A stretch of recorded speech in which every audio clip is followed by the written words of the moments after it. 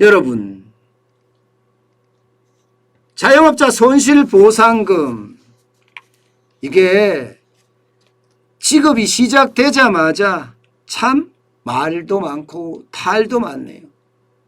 뭔가 제대로 준비도 안 하고 모든 일을 하니까 말도 많고 탈도 많을 수밖에 없습니다. 문재인 정부가 하는 일이 다 그렇지 뭐 이렇게 얘기할 만큼 참 답답해요. 어떤 분들은 매출이 1,700만 원이나 줄었는데도 손실보상금이 0원이라고 이야기하니 답답할 수밖에요. 게다가 말입니다, 여러분. 이거 한번 보세요. 자영업자분들은 아마 한 번쯤은 다 겪으셨을 겁니다. 쉽게 말하면 서버가 다운되는 일이 지금 비일비재하게 드러나고 있다는 겁니다. 아니, 자영업자 손실보상을 한다는 시스템을 개발하는데 수십억이 들었다고 해요. 수십억이 들은 서버가 또 다운되고 별짓을 다 합니다. 많은 자영업자들이 손실보상을 받고자 접속을 했지만 접촉이 되지 않았다는 이야기죠. 1시간이고 2시간이고 3시간이고 4시간이고 6시간 동안 혈투를 벌였지만 결국은 하지 못하고 포기했다는 사람들까지 있을 정도였습니다. 이게 말입니다, 여러분. 아무리 뭐라고 하더라도 지금 접종자 예방 코로나19 백신 접종자 할 때도 서버가 문제였잖아요. 그러면 그 서버를 했던 사람들의 도움을 받아서 좀 했다라면 낫지 않았을까요? 그렇게 서버를 도움을 전혀 안 받고 하니까 비용은 비용대로 나고 36억인가 40억인가 들어갔다고 하는데요. 도대체 그 비용 차라리 국민에게 나눠주는 게 더 낫지 않아요? 참 답답합니다. 진짜 답답해요. 게다가 말입니다. 매출이 실질적으로 1,700만 원이 줄었다. 그런 사람들이 실제 그 시스템에 들어가서 넣어봤습니다. 2019년 7월과 9월 사이를 비교해보면 올해 7월과 9월에는 실제 1,700만 원의 손실을 봤습니다. 여기에다가 86일간 방역 조치를 이행했습니다. 그런데 산출 금액은 0원입니다. 0원. 왜 이렇게 될까요? 이게 여러분 매출이 줄었다 늘었다는요. 국세청에 부가세를 신고하기 때문에 다 합니다. 부가세를 신고하기 때문에. 그런데 실질적으로는 매출이 안 줄었다는 결론이 생기는 거잖아요. 실질적으로 매출이 안 줄었다. 이게 말이 돼요? 시스템이 완전히 망가졌다 이 말이 어울리죠. 여기에다가 말입니다. 2020년에 창업한 사람들은 또 어떻게 되나요? 2020년에 창업한 사람들은 2020년에 창업한 사람들은요. 2020년 7월에서 9월까지 여기는 그야말로 매출이 폭락했어요. 2020년 7월에서 9월까지. 그런데 2021년 7월에서 9월까지는 좀 나았거든요. 오히려 매출이 늘었어요. 손실보상이 하나도 안 돼요. 하나도 안 돼. 매출이 늘었으니까 안 되죠.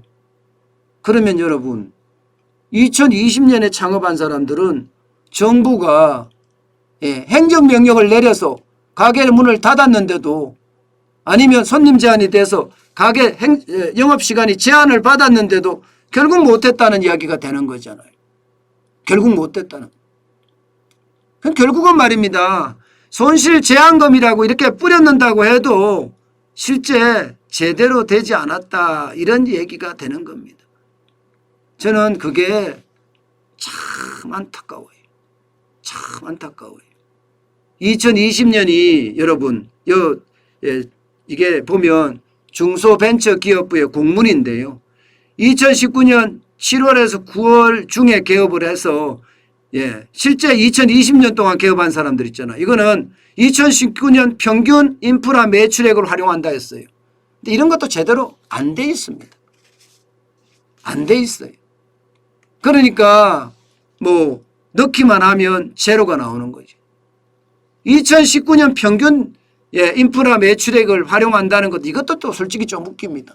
지역에 따라 틀리고 장소에 따라 틀릴 거 아니에요. 그러면 이것도 또 불공평하다 이렇게 나올 수밖에 없습니다. 그러니 정부의 자영업자 손실보상 그 정책은요, 뭔가 임의적으로 또 자영업자들의 표를 빨리 얻기 위해서 만들어낸 그런 아주 최악의 상황이 아닌가, 저는 그런 생각을 해요. 저는 그 어느 때보다도 말입니다. 이렇게 자영업자 손실보상을 하려면 진짜 피해를 본 사람들 있잖아요. 진짜 피해를 본 사람들. 아니, 우리는 동사무소가 있습니다. 동사무소를 통해서 각 곳에 취합을 하면 금방 나올 거예요. 진짜 피해 본 사람들. 게다가 국세청에 신고한 금액이 있을 거 아니에요. 신고한 금액이. 국세청에 신고한 금액이 있으면 부가세를 신고하면 거기 비해서 2019년 대비 2020에는 얼마 줄었다. 그 다음에 그 지역 근처에 있는 사람들, 카페를 하는 사람 종합을 해보니까 평균이 얼마인데 2020년 7월에 창업한 사람들, 7월 전에 창업한 사람 거기에 기준해서 주면 되는 것 아니냐. 이렇게 이야기하면 되거든요. 근데 이런 거를 주먹구구식으로 저는 그렇게 한다고 밖에 안 보입니다. 그러다 보니까 모든 게 혼란스럽고 모든 게 불만을 터뜨리게 되고 결국은 분노하는 것 아닌가. 저는 그런 생각을 솔직히 해 봅니다. 그나마 말입니다.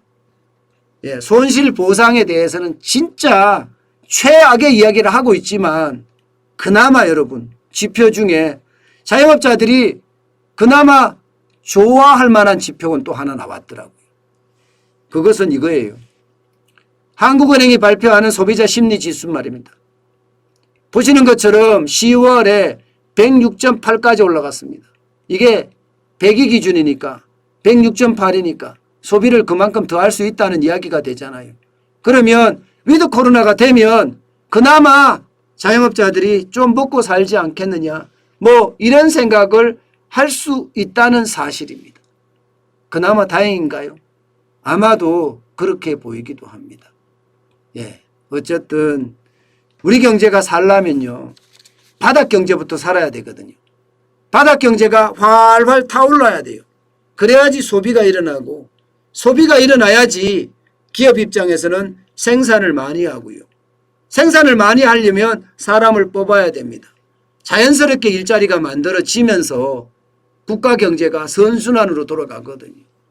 빨리 그런 날이 와야 되는데 언제나 올란지 답답해집니다. 그렇지만 당장 위드 코로나가 되면 심리적으로는 좀 좋아지는 것 아니냐, 이런 생각을 할 수 있네요. 자영업자 손실보상 때문에 굉장히 열이 받아 있을 많은 소상공인 자영업자 여러분, 그나마 소비자 심리지수가 조금 나아진다니까 좀 더 버티고 힘을 내자고요.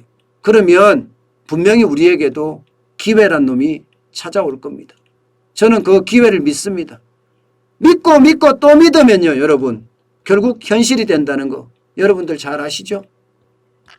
저도 믿고 또 믿습니다. 그러면서 노력을 게을리하지 않습니다. 그러면 성공은 분명히 여러분들의 것일 겁니다.